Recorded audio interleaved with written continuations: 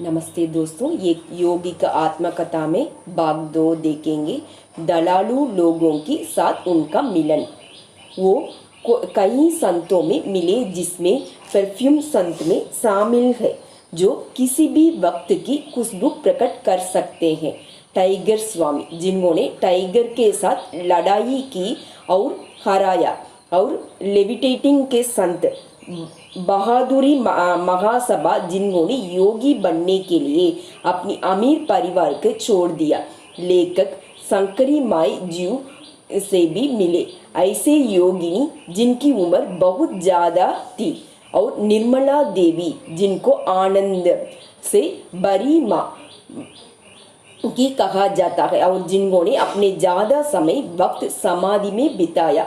योगानंद जी ने बंगला में गिरिबाला को ढूंढने के लिए ट्रैवल किए। ऐसे संत जो खाना नहीं खाते थे, वे सिर्फ योग टेक्निक को मदद से कई दशकों से बिना खाने की जिंदा रहे, बिना किसी बीमारी, और सिर्फ चीज क्लोज ऑब्जर्वेशन में साबित भी की गई है।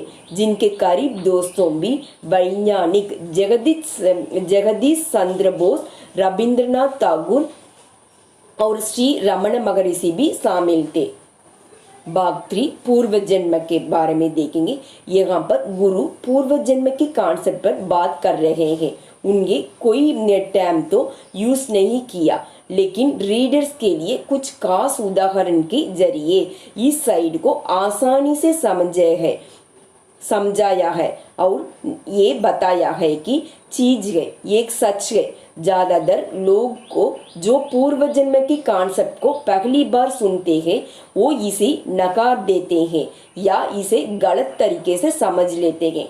जैसे आप लोगों को सुनते होंगे कि अगर आप वापस इस दुनिया में आते हैं तो एक पक्षी बनेंगे, लेकिन योगानंद जी ने बताते हैं कि पूर्व जन्म एक विकासवादी प्रकृति की हिस्सा है, इसलिए एक पक्षी बनकर आना एक डेविएशन होता है, यानी पीछे जाना होगा। कभी कभी इंसान जानवर बनकर आते रहते हैं, लेकिन तब तक कि वो जानवरों की दुनिया में जरूर पाठ नहीं सीख लेते।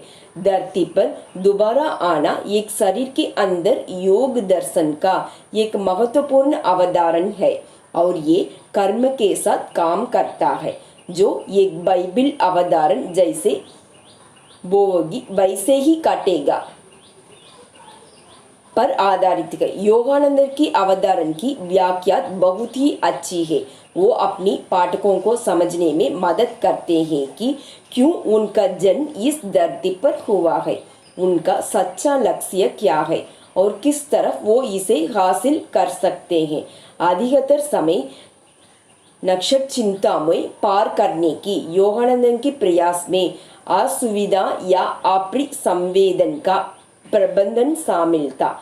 जैसे कि उन्होंने लंबे उपवास के दौरान शिकायत ना करने की प्रयास की और सीख की कैसे उनका काटने वाले मच्छरों और दूसरे कीड़े पर ध्यान दिया बिना ध्यान किया जाए। बेचैन की पलों में बजाय उनका खुद की जरूरत पर भगवान के ऊपर फोकस करने का सीखने में योगानंद ने बहुत मदद की। उन्होंने महसूस किया कि ऊंचा उठने के मतलब ये नहीं है कि आप पूरी तरफ से दुनिया का नकार दे। ये आपके प्रबंध मन में जिम्मेदारी और चिंता के प्रति ध्यान के साथ संतुलन करने के बारे में है। भाग 4 आध्यात्मिक यात्रा के माध्यम से उनकी सीख कैसे हुआ उसके बारे में देखेंगे। इस भाग में उनकी आध्यात्मिक यात्रा की सीखने के बारे में बताया गया है कि इस किताबों की सबसे महत्वपूर्ण हिस्सा थे आत्मबोध। शरीर में, दिमाग और आत्मा में, हर चीज में भगवान विद्यमान है। हमें प्रार्थना करने की जरूरत नहीं है कि हमें भगवान मिल जाए। भगवान सिर्फ हमारे आसपास नहीं है, लेकिन वो हम में है। हम उसका हिस्सा अभी भी उतना ही है जितना हम हमेशा होंगे। हमें सिर्फ अपने ज्ञान के सुधार करना है। अपनी बोली में मधुरता लोक में सिंसियरिटी से सही सलाह देकर दूसरों को खुश करना ये महानता की निशानी है। व्यंग्यात्मक शब्दों में शकलों या सुझावों से किसी और की आत्मा को ठेस पहुंचाना निंदित है। वो अवसर कहा करते हैं कि आपको पास जो है उसके साथ कंफर्टेबल रहे, पीसफुल रहे। खर्च आपका बेचैनी ही नहीं देगा, आपके डर की आंखों में देखे और ये आपके परेशान करना बंद कर देगा। बीते कल को भूल जाए क्योंकि ये आपके हाथ में निकल चुका है। आने वाले कल को भूल जाए क्योंकि आपके पहुंचा से बाहर है। अपने प्रश्न को कंट्रोल करने की कोशिश करें। अभी बहुत सही या जिए। ये की बुद्धिमान की जीने की तरीका है। एक साधारण प्रेम स्वार्थ होता है। इसकी जड़ में सिर्फ अपनी इच्छाएं और संतुष्टि होती है। दिव्य प्रेम बिना शर्त, बिना सीमा, बिना परिवर्तन के है। उद्देश्य में रहना और उद्देश्य पूर्ण होना। जितना गहराई हम समझते हैं उतना इस सबूत को बल मिलता है कि एक यूनिफॉर्म प्लान प्रकृति के मौजूद सभी फॉर्म के लिंक करके रखता है। इंसान में चेतना अवस्था शरीर और सांसों में जागृत होती है। उनकी चेतना अवस्था जो नींद में सक्रिय होती है, उनकी मानसिक और अस्थायी शरीर में सांस से अलग होने में जुड़ी है। उनकी अधिचेतन अवस्था इस ब्रह्म से मुक्त है। हजारों अस्तित्व में हमारे शरीर सांसों पर निर्भर करता है क्योंकि आप अकेले अपने विचारों के लिए जिम्मेदार होते हैं। इसलिए सिर्फ आप ही उन्हें बदल सकते हैं।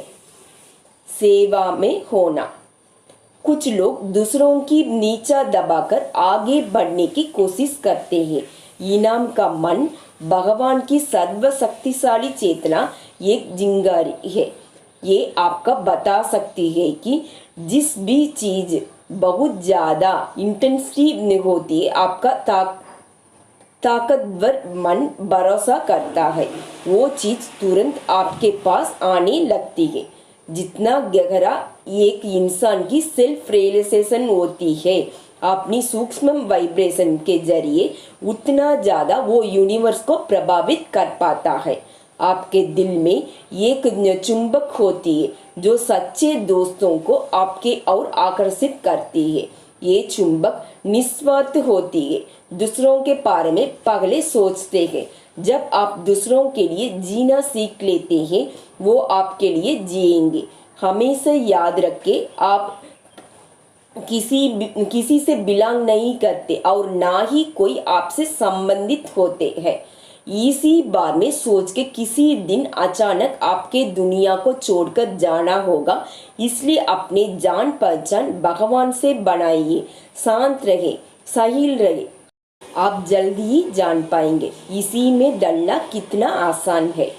आत्मा की शक्ति का उपयोग स्वास्थ्य, समृद्धि और खुशी बनाने के लिए है।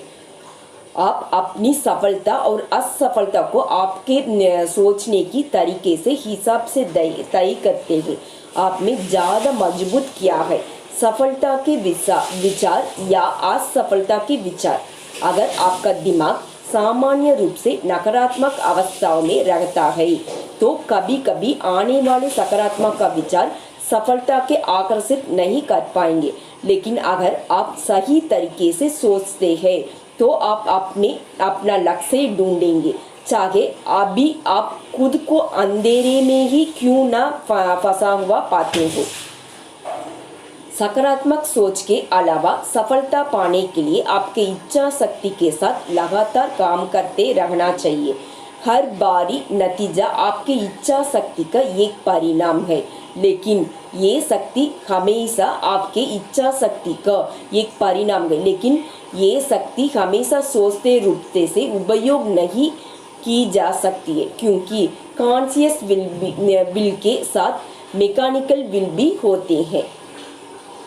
आपका दिमाग हर चीज़ में क्रिएटर है, इसलिए आपको चाहिए कि इसके अच्छी चीज़ें बनाने के लिए लगाया जाए। अगर आप डायनामिक विल पावर के साथ एक विचार से चिपके रहते हैं तो आखिरी एक वास्तविक भारी परिणाम निकल कर आता है। जब आप अपने विल पावर के पर्पस के लिए काम में लाने की सक्षम हो जाते हैं, तब आप अपनी नियति को कंट्रोल में कर पाते हैं। लेकिन आपको अपनी अंदर के शांत रखने वाले हिस्सा में हमेशा सुनिश्चित होना चाहिए कि जो आप चाहते हो वो आपके लिए सही है। तब आप अपने उद्देश्यों को हासिल करने के लिए अपनी इच्छा शक्ति का पूरी ताकत से इस्तेमाल करें। भाग 4 खत्म हुआ है।